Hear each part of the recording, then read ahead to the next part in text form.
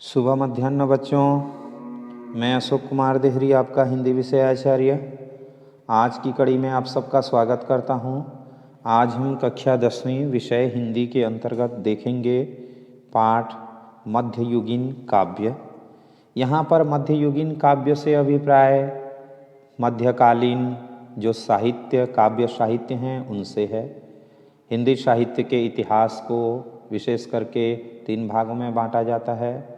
पहला है आदिकाल, फिर आता है मध्यकाल और उसके पश्चात जो आता है आधुनिक काल। मध्यकाल को 2 भागों में बांटा जाता है, एक तो पूर्व मध्यकाल और दूसरा है उत्तर मध्यकाल।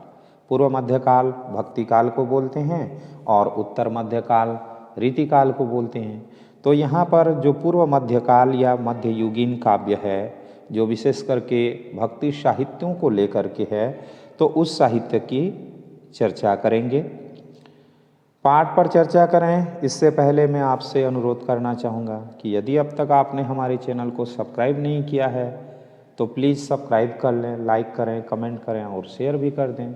और यदि आपने सब्सक्राइब कर रखा है तो सब्सक्राइब करने की आवश्यकता नहीं है, क्योंकि सब्सक्राइब एक बार होती है, लाइक कमेंट शेयर बार बार होते हैं। तो आइए देखते हैं मीराबाई के विषय में आज हम चर्चा करते हैं। मीराबाई का जन्म संवत 1573 में जोधपुर में चोकड़ी नामक गांव में हुआ था। कम आयु में ही इनका विवाह मेवाड़ के राजकुमार महाराणा कुमार भोजराज के साथ हो गया था। मीरा बचपन से ही कृष्ण भक्ति में रुचि लेने लगी थी, मतलब बचपन से ही उनका लगाव कृष्ण के प्रति रहा है। विवाह के थोड़े ही दिन के बाद मीराबाई के पति का स्वर्गवास हो गया। ये विधि की विडंबना थी कि जैसे ही उनका विवाह हुआ और कुछ दिन गए हैं और उनके पति का स्वर्गवास हो गया। वैसे भी मीरा बचपन में ही विवाह कर चुकी थीं, बाल विवाह हुआ था उनका। पति की मृत्यु के बाद इनकी भक्ति भावना दिन प्रतिदिन बढ़ती गई। उनके पति ने जाते जाते यह कहा भी होगा या कहा था कि मेरे जाने के पश्चात भी आप अपनी भक्ति भावना को बना करके रखिए। शायद यही कारण हो सकता है जिसके कारण उनकी जो भक्ति भावना दिन प्रतिदिन बढ़ती गई, अर्थात वो सारे कार्यों को छोड़ करके केवल भक्ति में ही अपना मन लगाने लगे। मीराबाई द्वारा कृष्ण भक्ति में पद रचना और नाचना गाना सामंती राज परिवार की परंपराओं के अनुकूल नहीं था, अर्थात सामंती परिवार में रहने वाली एक कुलीन स्त्री इस प्रकार के कार्य करे यह उचित नहीं था। राज परिवार ने कई बार मीराबाई को विष देकर मारने की कोशिश की। जब मीराबाई ने राज परिवार के कथनानुसार कार्य नहीं किया, अर्थात उनके बातों को नहीं माना और इस प्रकार से लोगों के बीच में बैठना उठना नाचना गाना यह करने ही लगी, तो गुस्से में आकर के उन्हें विष दे करके मारने की भी कोशिश की, लेकिन सफल नहीं हो सका। उनका ये प्रयत्न असफल हो गया। घर वालों के इस प्रकार के व्यवहार से परेशान होकर वह द्वारिका चली गई। जब घर वाले बार बार परेशान किए तो खुद भी परेशान हो गई और द्वारिका चली गई और जीवन पर्यंत वहीं रही। मीरा की कविता में कृष्ण भक्ति और प्रेम का चरम उत्कर्ष मिलता है। मीराबाई की जो कविता है उस कविता में प्रेम के साथ साथ भक्ति दोनों एक साथ में मिलता है, अपने चरम उत्कर्ष पर प्राप्त होता है। यहाँ पर भक्ति अलग होती है और प्रेम अलग होती है, दोनों का जो सम्मिश्रण है वह यहाँ पर देखने के लिए प्राप्त होगा। उनकी कविता में ब्रज और मेवाड़ी दोनों का पुट मिलता है, अर्थात ब्रज भाषा और मेवाड़ी दोनों का यहाँ पर पुट देखने के लिए मिलता है। यहाँ दिए गए पदों में उन्होंने अपने कृष्ण प्रेम का वर्णन किया है। मीरा के कृष्ण प्रेम की उत्कटता इन पदों में देखी जा सकती है। व्यक्तिगत प्रेम की इतनी उदात्त छवियाँ मध्यकालीन काव्य में दुर्लभ है। मध्यकाल की अन्य काव्यों को देखें तो यह जो छवियाँ हैं वहाँ प्राप्त नहीं होंगी।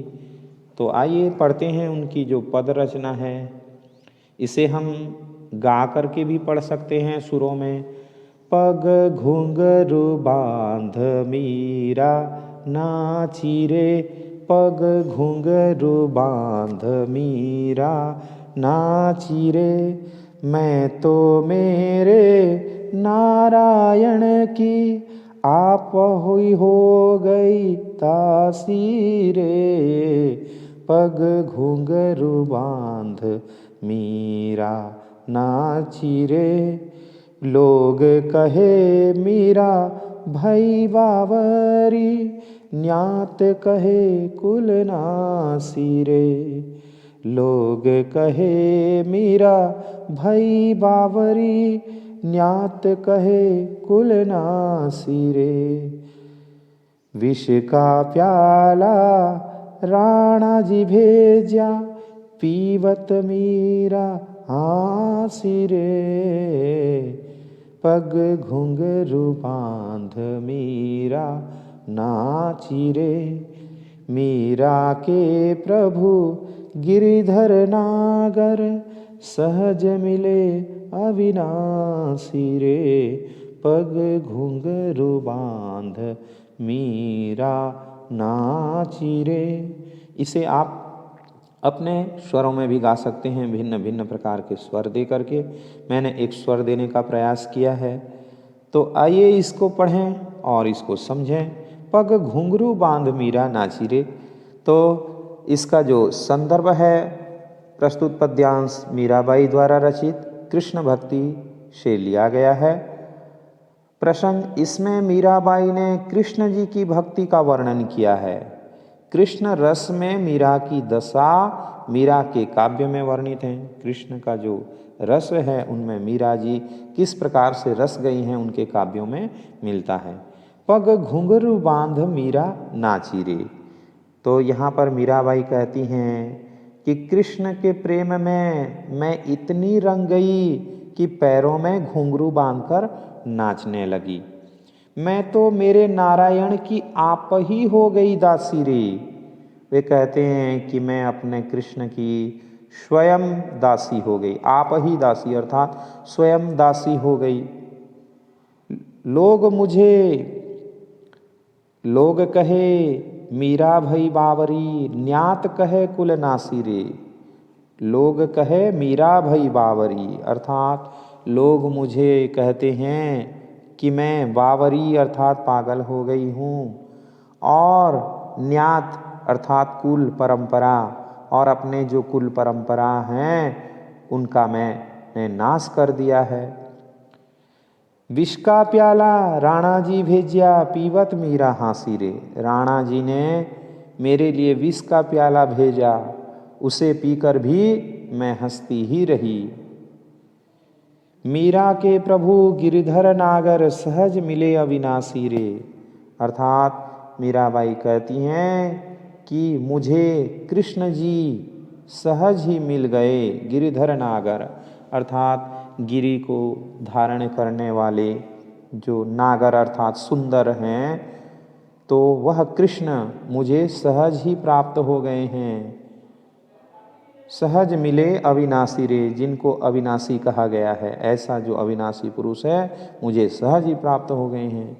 तो मीराबाई कहती हैं कि कृष्ण के प्रेम में मैं इतनी रंग गई हूँ कि मैं पैरों में घुंघरू बांध कर नाचने लगी हूँ। मैं अपने कृष्ण की स्वयं ही दासी हो गई हूँ। लोग मुझे कहते हैं कि मैं पागल हो गई हूँ और अपने कुल का नाश कर दिया है। राणा जी ने तो मेरे लिए विष का भी प्याला भेजा, उसे पीकर मैं हंसती ही रही। मीराबाई कहती हैं कि मुझे कृष्ण जी सहज ही मिल गए, जिनको अविनाशी कहा गया है, जिसको ये संसार अविनाशी मानता है। तो विशेष हरिगीति का छंद है, शांत रस एवं माधुर्य गुण है। तो अगला है मैं तो सांवरे के रंग। अगला जो है उसको देखते हैं। मैं तो सांवरे के रंग राची, साजी सिंगार बांधी पग घुंघरू, लोक लाज तजी नाची, मैं तो सांवर के रंग राची। गई कुमति लई साधु की संगति, भगत रूप भय साची। गाई गाई हरि के गुण निस दिन, काल ब्याल सुबाची। मैं तो सांवर के रंग राची, उण बिन सब जग खारो लागत, और बात सब कांची। मीरा गिरिधरन लालसु, भगति रसीली जाची। मैं तो सांवर के रंग राची। तो इस प्रकार से आप अपने सुरों में इसको गा सकते हैं। तो आइए देखते हैं अगला जो पद है। संदर्भ तो पहले जैसे बताया गया है उसी अनुरूप हो सकता है। प्रसंग कृष्ण जी की भक्ति में लीन मीरा की दशा का वर्णन किया गया है। मैं तो सांवरे के रंग राची।